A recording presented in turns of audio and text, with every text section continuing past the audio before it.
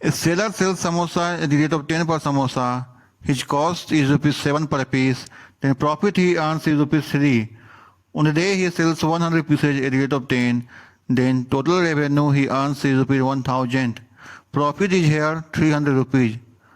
अरे अरे अरे वेट वेट वेट, मैं क्या बोल रहा, क्या समोसा क्या सेलर, ये कंटेंट क्या बोल रहा करेंसी वार का। मैंने ऐसा क्यों बोला?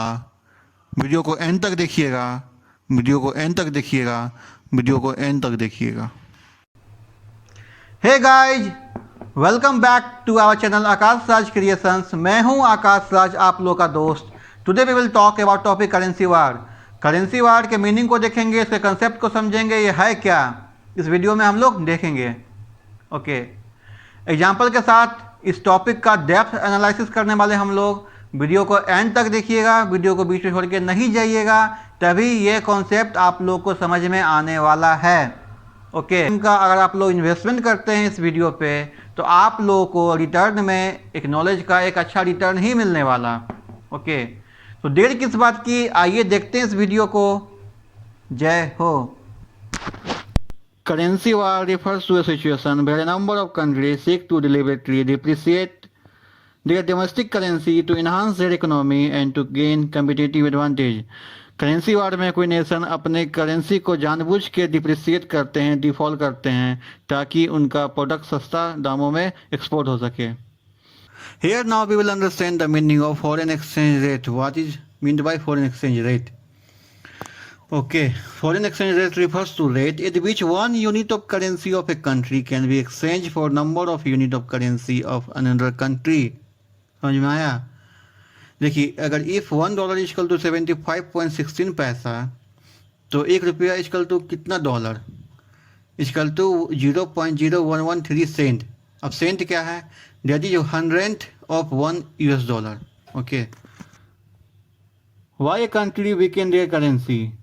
कोई कंट्री अपने करेंसी को जानबूझ के डिप्रिसिएट क्यों करते हैं? डिमांड एंड सप्लाई बेसिस पर अगर कोई कंट्री का, कोई नेशन का करेंसी अगर अप्रिसिएट डिप्रिसिएट करता तो वो नॉर्मल सी बात है। लेकिन अगर जानबूझ के अगर इसे डिफॉल्ट किया गया, तो क्या कोई इससे इसका बेनिफिट भी है या क्यों किया गया?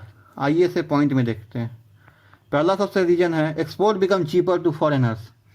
एक्सपोर्ट क्या होता है कि आपको चीपर बन जाता है। फॉरेनर जो है सो डिमांड अधिक करने लग जाते हैं, क्योंकि उन्हें अपना करेंसी कम देना होगा अब सामने वाले कंट्री के करेंसी के बदले में, एक्सचेंज में। Therefore export increases. उस कंट्री का जिसका करेंसी डिप्रिसिएट किया गया है या डिप्रिसिएट हुआ है, उस कंट्री का एक्सपोर्ट इंक्रीज ही करेगा। As foreigner has to pay less in their domestic currency. तो सही बात है, एक्सपोर्ट क्या होगा कि वो आपको इंक्रीज करेगा। And import becomes more expensive. Import है सो एक्सपेंसिव हो जाएगा, तो क्या हुआ कि किसी कंट्री का अगर इम्पोर्ट एक्सपेंसिव होकर कम होता है, तो उस कंट्री के लिए बेनिफिशियल ही है एक तरह से, because it increases demand for domestic goods and services. उस कंट्री का domestic goods and services increase करेगा, तो जीडीपी उस कंट्री का बूस्टअप होगा। This will enhance there employment. Okay, ये क्या हुआ कि आपका इकोनॉमिक बूस्टअप तो करेगा, साथ में एम्प्लॉयमेंट को भी, अनएम्प्लॉयमेंट को भी रिड्यूस करेगा, तो ये एक तरह से बेनिफिशियल ही है। डेप्रिसिएशन डिवैल्यूएशन ऑफ करेंसी को समझते हैं। देखिए, होता क्या है कि इफ $1 इक्वल टू 73.84 पैसा, ठीक है, लेकिन क्या हुआ कि अगर इंपोर्ट इंक्रीज कर गया, एक्सपोर्ट डिक्रीज कर गया, तो क्या हुआ कि इंडियन करेंसी विल डेप्रिसिएट मान लो 0.70 पैसा। देन क्या होगा? नाउ $1 बिकम्स इक्वल टू 74.54 पैसा। तो ये आप देख रहे हैं कि पैसा इंक्रीज किया, मतलब कि ये क्या हुआ कि फिगर में इंक्रीज लग रहा है, लेकिन ऐसा है नहीं। एक्चुअल में इंडियन पैसा जो है, इंडियन रुपीज जो है, वो डिफॉल्ट किया है किसके अगेंस्ट में? US डॉलर के अगेंस्ट में। इंडियन करेंसी का डिवेल्युएशन हुआ है, वो डिप्रिसिएट किया है, तो this is weakened of Indian currency. Indian resident would have to pay more Indian rupee in exchange of US dollar. It is loss for India. देखिए, क्या हुआ कि US डॉलर के एक्सचेंज में पहले अगर इंडियन करेंसी थी 73.84 पैसा का देना पड़ता था, तो अब क्या हुआ कि ये इंक्रीज हो गया 70 पैसा से, अब अधिक देना पड़ेगा, तो ये इंडिया के लिए तो लॉस ही है। Here there is an recent example of currency manipulation और currency depreciation which causes a reason for currency war. 1 year अगर बैक जाते हैं तो इन 2019 चाइना ने क्या किया था, अपने करेंसी चाइनीज युआन को जानबूझ कर डिप्रिसिएट किया था। किसके अगेंस्ट में? यूएस डॉलर को। क्यों किया था? तो get rise in export and fall in import. तो इसलिए तो किया जाता अपने करेंसी को डिप्रिसिएट। तो चाइना ने वही तो किया था। And beaker yuan makes Chinese export more competitive. तो जो हुआ, तो जिसने चाहा था वो हुआ। Chinese goods become cheaper two by with foreign currency.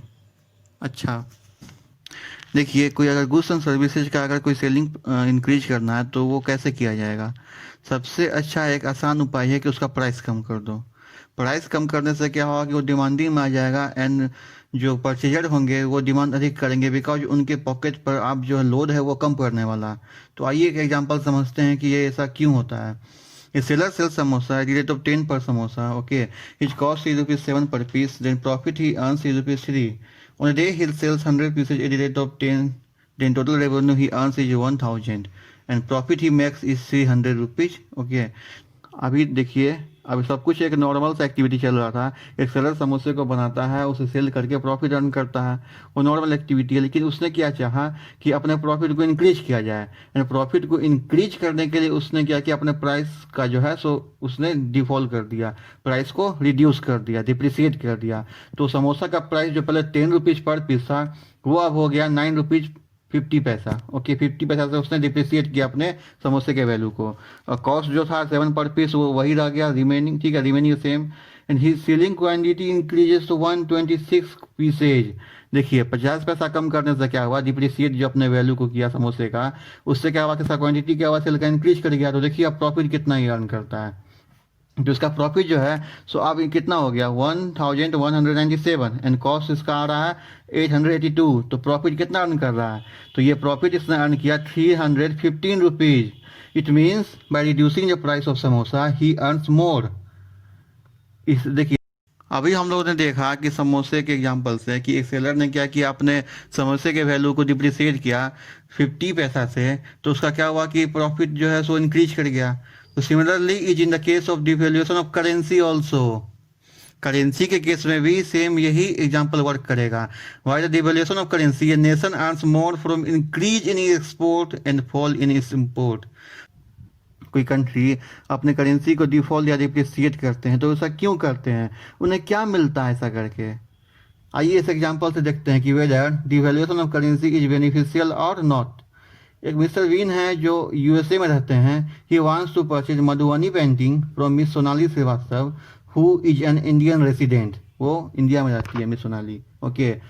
Mister Bean जो है सो यूएसए के सिटीजन हैं, तो उनके पास यूएस डॉलर होगा। लेकिन मिस सोनाली को क्या चाहिए? Miss Sonali Srivastava will demand Indian currency only, because India में इंडियन करेंसी चलता है। तो वो मिस्टर बीन क्या करेंगे, he visit foreign currency exchanger and he got Indian currency in exchange of giving his US dollar. देखिए, वो अपने यूएस डॉलर को देंगे, उसके एक्सचेंज में उन्हें क्या होगा, उन्हें रिसीव होगा इंडियन करेंसी। देखिए, we have two cases, case 1 and case 2। अभी मिस्टर बीन बन के सोचिएगा कि इनको कौन से केस में अधिक बेनिफिट मिलने वाला। In which case mister bean would find him more rational, okay. Case 1 को देखते हैं पहले। केस 1 में क्या होता है कि if $1 equal to 73.84 paisa and Madhubani painting cost 10,000 in Indian currency, dollar required to paid equal to $135.43, okay. तो मिस्टर बीन को पहले केस में $135.43 देना होगा, ओके, मधुबनी पेंटिंग के लिए। केस 2 में क्या होता है देखिए, if $1 is equal to 74.54 paisa and Madhubani painting costs rupees 10,000 in Indian currency, Mr. Bean has to pay $131.16, means in case 2 he has to pay less. Mr. Bean को case 2 में कम dollar देना पड़ रहा है। देखिए, दोनों केसेस को देखने के बाद हम लोग बोल सकते हैं कि मिस्टर बीन को केस 2 में अधिक बेनिफिट दिखेगा।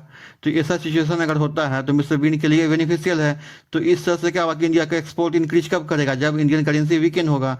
Mister bean would prefer a condition of case 2 because he has to pay less dollar where Indian currency has been devalued weakened. तो इंडियन करेंसी अगर यहाँ वीकेंड हो रहा है तो इंडिया का एक्सपोर्ट इंक्रीज करेगा। तो कोई कंट्री क्यों नहीं चाहेंगे कि वो अपने करेंसी को डिवैल्यूट कर दे, डिफरेंशिएट कर दे, ताकि उनका एक्सपोर्ट इंक्रीज करेगा। देखिए, अब क्वेश्चन आता है, how does an economy weakens their currency? कोई इकोनॉमी अपने करेंसी को वीकेन कैसे करता है? Actually most of the country follow flexible exchange rate. Okay, they increases their money supply to lower their currency value. देखिए, किसी भी कंट्री का अगर मनी सप्लाई इंक्रीज हो जाएगा तो हम लोग जैसे कि डिमांड सप्लाई की इक्विलिब्रियम को जानते हैं, तो उससे क्या होगा कि करेंसी का वैल्यू फॉल ही करेगा. And as we know that when supply is more than demand the value of currency drops. ठीक है, तो ये क्या हुआ कि करेंसी का वैल्यू ड्रॉप करेगा. सेंट्रल बैंक जैसे RBI in India increases money supply by expanding credit limit. It lowers interest rates for intra-bank loan, which increases the money supply. Okay, तो इस तरह से क्या हुआ कि करेंसी का वीकेंड किया जाता है. सप्लाई अगर इंक्रीज कर दो, demand will remain same, then what will happen? The value will depreciate. Ways और वीकेंड ऑफ करेंसी. कितने तरीके हैं करेंसी को वीकेंड करने का? पहला है using exchange rate. Demand and supply of money के बेसिस पे वो एक्सचेंज रेट जैसा होगा उससे करेंसी वीकेंड होंगे या अप्रिसिएट करेंगे या डिप्रिसिएट करेंगे. सेकेंड तरीका है आपको, वे है fiscal policy. Government expending and taxation policy to influence economy. Government अपना एक्सपेंडिंग को या तो लो करेगा या तो इंक्रीज करेगा. टैक्सेशन को क्या हुआ कि इंक्रीज करेगा या लोअर करेगा, depend upon what they want to appreciate और depreciate their money. Okay, and third है monetary policy. Interest rate and money supply are centralized. They will default और increase according to their situation. And fourth है deliberately lowering of currency value. कोई country अपने currency को जानबूझ के depreciate कर देंगे. तो ये चारों वे थे वीकेंड ऑफ करेंसी के.